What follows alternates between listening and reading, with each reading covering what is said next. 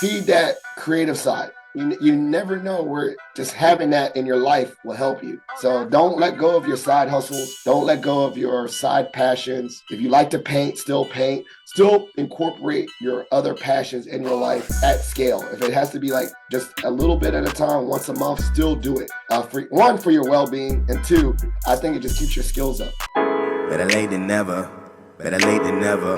Forever hard to measure. I might see my future fall away, but you control time, so my future do what you say. Well, I want to say this to you. So, like, it's funny because I'm looking at our notes, Phil. Like, I always end up having these type of conversations about sharing faith, but I never like write this into the script. So I hope that people be their authentic selves. And me and you have chopped it up a bunch of times before. I don't recall us talking about like our faith. So right. Yeah. So I think it's a beautiful thing of like how much purpose and faith drives what we do. But the point I wanted to say just to you, like, I'm gonna just give you some very Christianese language, man. Feel like you have an anointing over you, bro. Meaning that like, I know you brand yourself as positive Phil. That's not by happenstance. That's not coincidence. Like, I think that you do have a light inside of you that is, that's like, it's almost like like, what's it called? Those watchtowers near the seashore. Like, to help. The watch. I see you. I see you as that. Like, sometimes people need you as a watchtower, just being a light, being you, so that as they're navigating rough terrain and like just rugged waters in their lives, so they don't crash. They don't crash out, bro. Crash out. Yeah. That's what I see you. That's an anointing. I just want to encourage you in that, man. That's the dim light thing. Remember, that comes go back to the cheerleader thing. I thought about it. I was like, you never know. Like you said, you could be a light for someone else, and like you just don't know. Like you said, you don't know what shore, what boat people are on. Sure. So you just gotta continue to be a light, because, like I said, by being yourself and being your authentic but true and good self that lives with values, you don't know. I think one thing that also reiterated with that, with being a chaplain. Oh, hey, it's you again. The one that is watching this content but ain't subscribed to the channel. Listen, I'm a YouTube embryo, but I have dreams of one day being a full-grown YouTube man. In order to get there, I need your help. Subscribe to the channel. I am trying to help people in their dreams, their callings and careers, and to help scale that growth. All you got to do is help a brother by hitting that subscribe button. Bless your brother so I can bless others. It's that simple. Be blessed. It's being so close to death so much. And what I meant by that is seeing funerals, right? And guess what I learned about in funerals? Like, you hear about so many people's remarkable lives. And I was like, always thinking like, does this person knew how impactful they were until the church was filled? I don't know. Maybe they did. I don't know. But I was thinking about that. Like, every single time we did a little benediction and all that stuff, people said amazing things about these people. And I was like, wow, that's crazy. Like, I think that also was reaffirming, like, wow, these guys maybe in their thought they were just ordinary people, but they did a lot for people. And hearing those messages over and over again was very affirming. Going to funerals not necessarily is always a sad thing for me.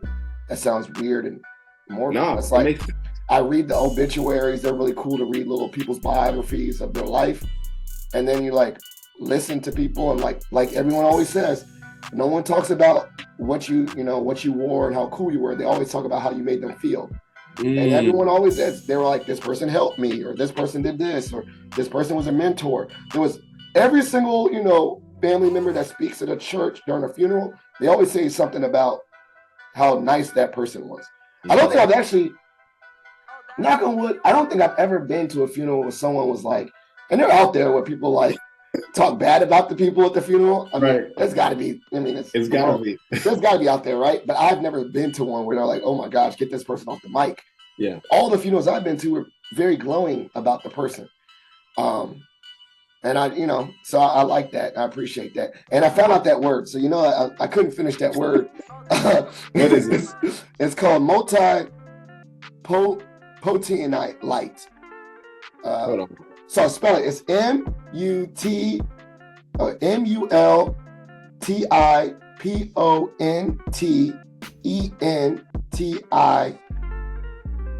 Alites. Oh, I don't know how to spell. Oh yeah, multipotentialite.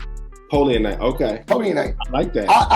I'll put it in the show notes and I'll put it in the chat. But keyword, this person, it means poly. It's like Renaissance people, people that have multiple interests and passions, and they're academics, creatives, all that together. Famous people, Leonardo da Vinci, right? He did painting, but also if you found his book, he also did study the anatomy. And did he had drawings of an airplane before airplane. So he was like, you just can't be one. You're a scientist. You're an artist. And you find that a lot with people that want to activate both sides of their brain, right? Like, an engineer but loves music, right? They love the math, but they have to have creative. And so I think I'm definitely one of these I can't just be like, I love to read. I love history, but then I like, creative stuff. I like making, still make little videos and tinkering. I got lots of hobbies. I love sports cards, and I just got these hobbies that are all over the place. And I get very passionate.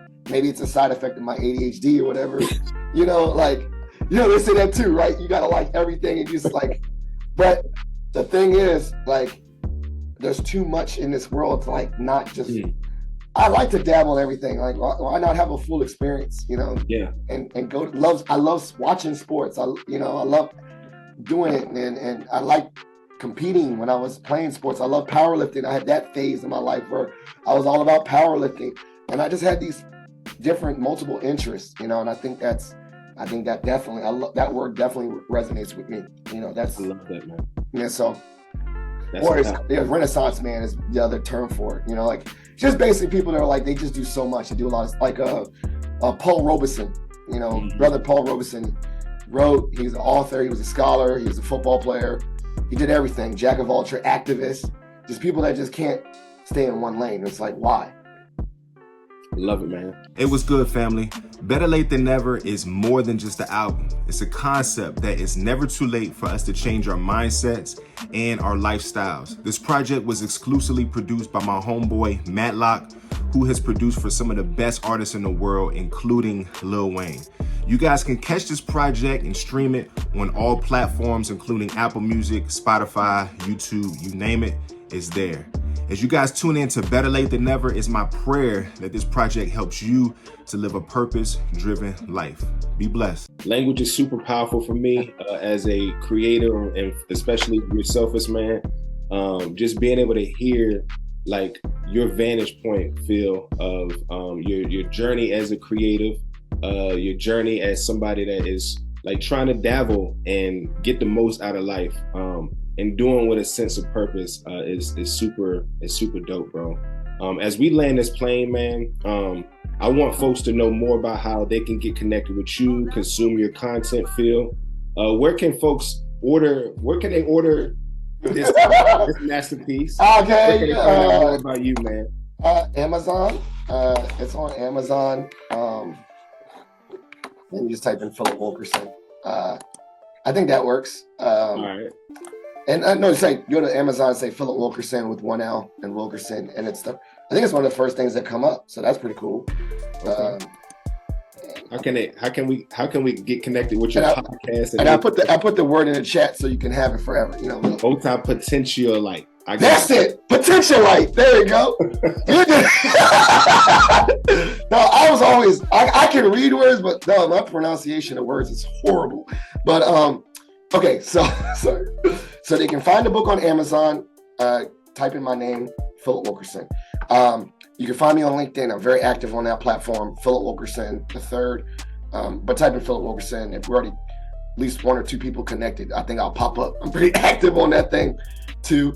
Positive Filter is, the filter is spelled with a PHILTER. You can find the actual podcast on all the podcast platforms, but then also have an Instagram page for it as well, and a Facebook. And so, yeah, I'm all over the place. Definitely love to connect on LinkedIn. For those that are creative, I love to do collabs like this. Q, you've been a guest on my podcast, you know what I'm saying? So I love to always host other people and elevate their voices. If you're in the higher ed space, I love to connect on LinkedIn and talk about like career development, and maybe we'll meet at a conference. I'm still very engaged in the professional associations related to career services. That's kind of a space I still stay in. If you're a member of the oldest and coldest fraternity, Alpha Phi Alpha Fraternity Incorporated, I might see you at a conference or something like that as well. And so I'm in all those different spaces, and people can find me on all the things that I just shared with you, the LinkedIn, the podcast, the book on Amazon, all that stuff. Y'all heard it straight from the horse's mouth. He is a multi-potentialite. There it is. That should be the name of the episode. I got it. I'm going to put it in there. It in there. The journey of a multipotentialite. But you are one too. It's something like a combo between multipotentialites, because you're doing it too. Hey man, I'm just living out my purpose, man. Trying to be great. That's it. I think that I will say to those out there, maybe there's something to think about. We did workshops together and all that stuff about career. I think that really leaning into that is going to be the way that people, okay, for instance, and this is my last 2 cents. We already understand a lot's going on with people getting laid off, right? And so I think there is strength in being a multi-potentialite.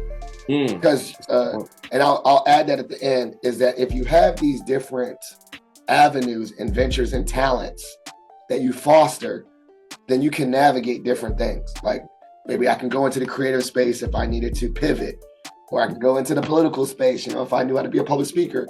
So I would encourage everyone out there to invest a little bit in your talent. Yeah, in your different talents, and feed them. You don't have to you can still have your 9-to-5 lane, but don't. For those out there that are like, dang, I got this desk job, but I was always a great singer. Don't stop singing. Still feed that creative side. You never know where just having that in your life will help you. So don't let go of your side hustles. Don't let go of your side passions. If you like to paint. Still incorporate your other passions in your life. It was good, family. God has called me to help people to align and maximize their calling with their purpose. And one of the ways that I do that is through writing. My first book is called Purpose Driven Work, which focuses on helping people to get unstuck in their dreams, callings, and their careers. My second book is Purpose Driven Coaching, which really focuses on helping educators, leaders, and workforce development professionals to use coaching to make an impact on individuals' lives. And then lastly, my most recent book is called On Purpose Leadership, which I wrote with my homeboy Vat Lee, which focuses on cultivating leadership for teams and organizations. You guys can purchase any one of my books on Amazon. Y'all be blessed out here, man. At scale. If it has to be just a little bit at a time, once a month, still do it. For your well-being, and 2, I think it just keeps your skills up. Phil, you messed up, bro. You ended the episode. We gotta do a part 2 because there's so much meat on the bone, bro, that we gotta get to.